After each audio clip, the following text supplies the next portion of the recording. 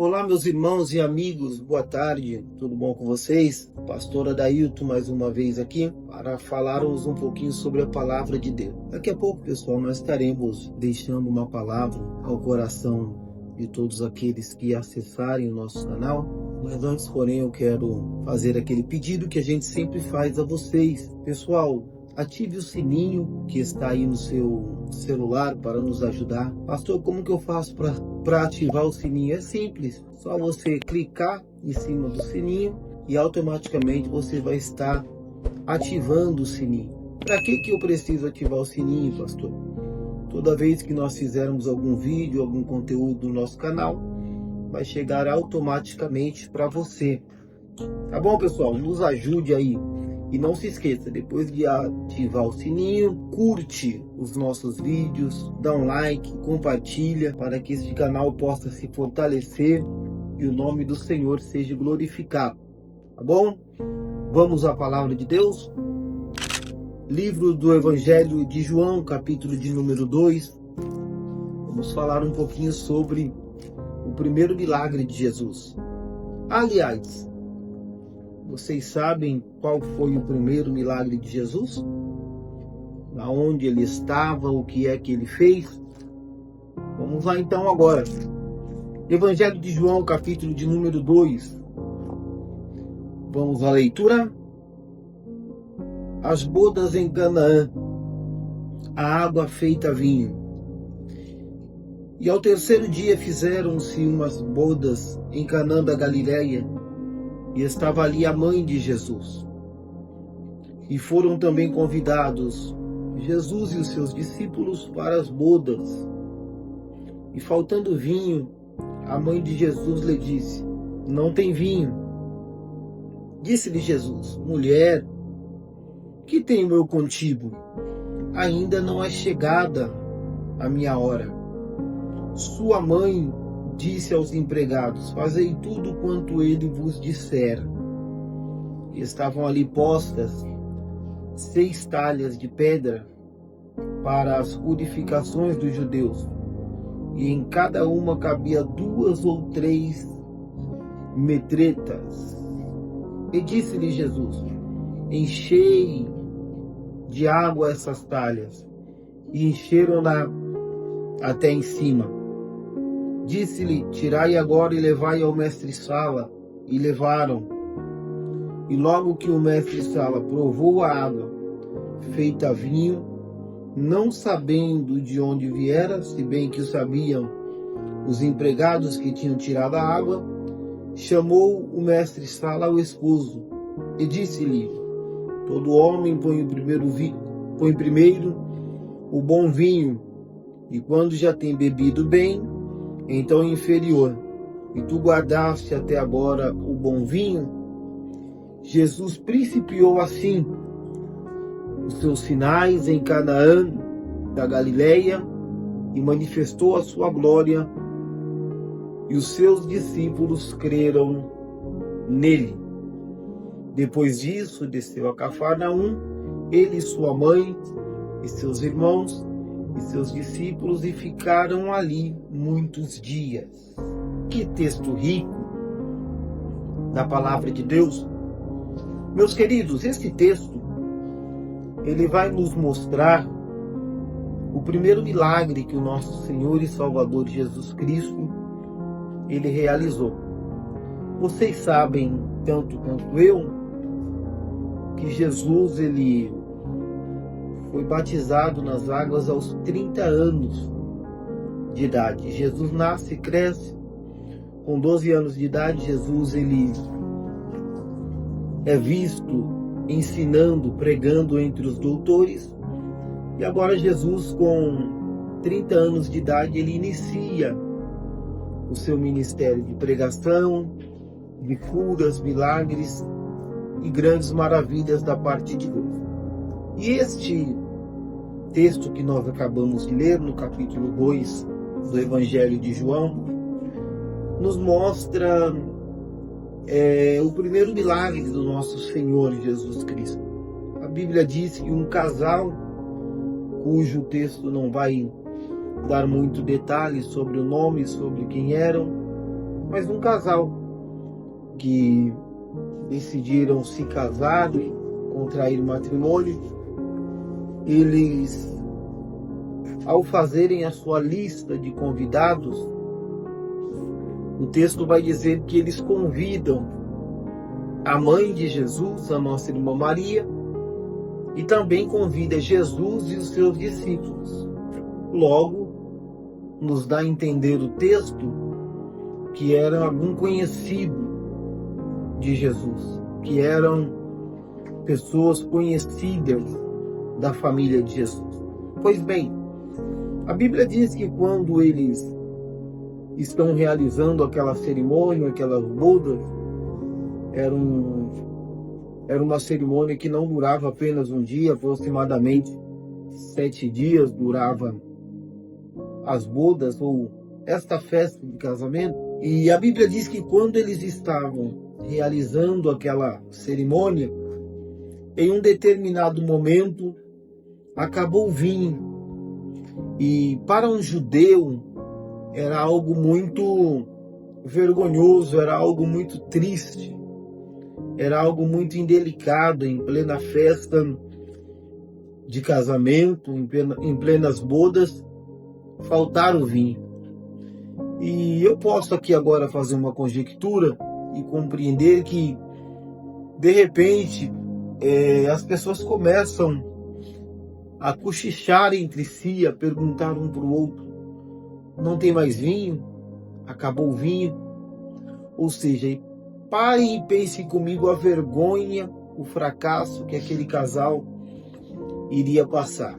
Em plena festa de casamento, não ter vinho para os convidados beber. Até que a Bíblia diz que a notícia ela chega em Maria, a mãe de Jesus. E quando Maria recebe esta notícia que o vinho tinha acabado, ela se reporta ao nosso Senhor Jesus e fala: não tem mais vinho. E Jesus se dirige a ela e fala: mulher, o que tenho eu contigo? Ainda não é chegada a minha hora. Quando você vê uma fala dessa de um filho para a mãe, se fosse na nossa cultura atual, se fosse nos dias atuais, nós iríamos achar até algo chato, algo complicado. Como é que pode um filho falar assim com a mãe? Mas na verdade, na cultura deles, isso era comum. Então não era nenhum desrespeito que Jesus estava fazendo com a irmã Maria. Jesus não estava se dirigindo a ela com ar ou com um tom de desrespeito. Isso era muito comum naquela cultura. E a Bíblia Sagrada vai dizer, irmãos, que Jesus então fala para ela: mulher, ainda não é chegada a minha hora. Ainda não é chegada a minha hora. Aí Jesus estava falando do seu momento de se apresentar, do seu momento de se revelar, do seu momento de mostrar todo o seu poder. Então Jesus ele fala: mulher, ainda não é chegada a minha hora. Maria compreende, se dirige às pessoas que estavam trabalhando na festa e fala assim: olha, fazei tudo o que ele vos disser. Abro um parênteses aqui, e é interessante nós compreender que a nossa irmã Maria, ela é digna de toda a nossa consideração. Ela é digna de todo o nosso respeito, só não de adoração. Adorará somente a Deus. Então Maria ela não é digna de ser adorada, ela é digna de ser respeitada, porque, como a Bíblia diz, ela foi agraciada, ela foi alguém escolhida para dar a luz ao Salvador do mundo. Então ela vai dizer para aquelas pessoas que estavam trabalhando: olha, fazem tudo o que ele vos mandar. E a Bíblia diz que tinha ali 6 talhas. Essas talhas eram vasilhas, ou eram grandes tachos, e eles colocavam água para fazer o ritual da purificação dos judeus. E segundo a história vai nos dizer que cada tacho desse cabia aproximadamente de 80 a 120 litros de água. você é bom de matemática aí, 80 a 120 litros de água cabia aproximadamente em cada tacho desse. Aproximadamente 480 litros de água. E Jesus fala assim, olha, enche essas talhas de água. Eu não sei de onde eles arrumaram tanta água. Eu não sei quantas pessoas foram necessárias para encher aqueles baldes, aquelas talhas. Daí praticamente uma caixa de 500 litros de água aproximadamente. Então tiveram que trabalhar bastante para encher aquelas caixas. E a Bíblia diz que depois que eles enchem, Jesus ele fala assim, olha, levem agora o mestre-sala. Quem era o mestre-sala? O mestre-sala era aquela pessoa que era responsável por provar a qualidade do vinho. Era um mestre de cerimônia não, era um mestre que estava ali e o seu papel era provar a qualidade da bebida que estava servindo. Quando o mestre-sala toma daquela água que agora foi transformada em vinho, ele fica admirado. Ele se dirige ao noivo, ao dono da festa e fala assim, todo mundo coloca o melhor vinho na festa. E quando os corações estão alegres, porque o vinho ele é símbolo de alegria. Quando as pessoas já estão alegres, aí se coloca o vinho inferior. Mas tu deixaste o melhor vinho para o final da festa? E o texto diz que o mestre-sala não sabia que na verdade aquilo ali foi água que foi transformada em vinho. O que é a moral dessa história nos traz? Primeiro, Jesus estava em uma festa de casamento. Qual que é a primeira lição que esse texto nos traz? É importante as pessoas sempre convidar Jesus para se fazer presente na vida delas em todos os momentos. Tem pessoas que elas só se lembram de Jesus na hora da enfermidade, só se lembram de Jesus na hora do desemprego, só se lembra de Jesus na hora que está passando por dificuldades. Este casal não. Eles convidaram Jesus para fazer parte do momento mais importante da vida deles, que foi o casamento deles. Então a primeira lição que nós tiramos aqui é essa. Convide Jesus para fazer presente da sua vida, da sua casa, do seu casamento, da sua família. Por quê? Porque quando você convida Jesus para estar presente no seu cotidiano, no momento da dificuldade ele vai estar ali também para estender as mãos. Segunda lição que o texto nos dá é que Maria reconhece que, com toda a importância que ela teve em trazer ao mundo nosso Senhor e Salvador Jesus Cristo, ela reconhece que nada ela podia fazer. Então ela reconhece que o poder estava em Cristo. Tanto é que ela fala, fazei tudo o que ele vos disser. E terceira lição para nós partir para o encerramento já. Aquele casal estava disposto a obedecer a ordem de Jesus. Fazei tudo que ele vos mandar.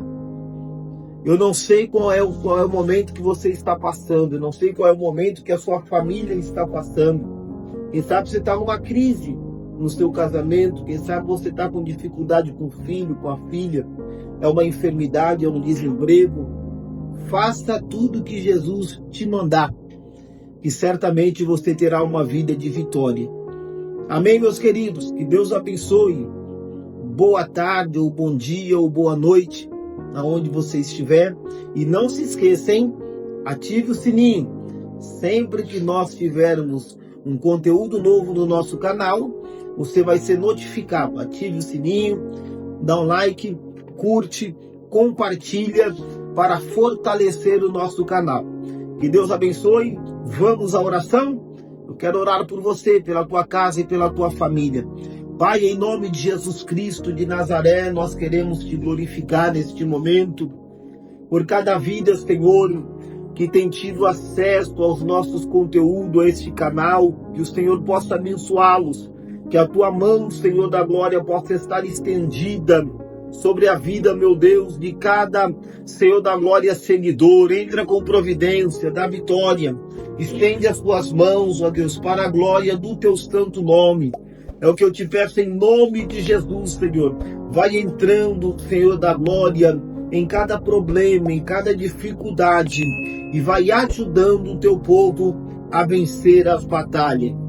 Que Deus abençoe, queridos. Lembre, a vida é feita pelos derrotados, que são os que nunca tentam.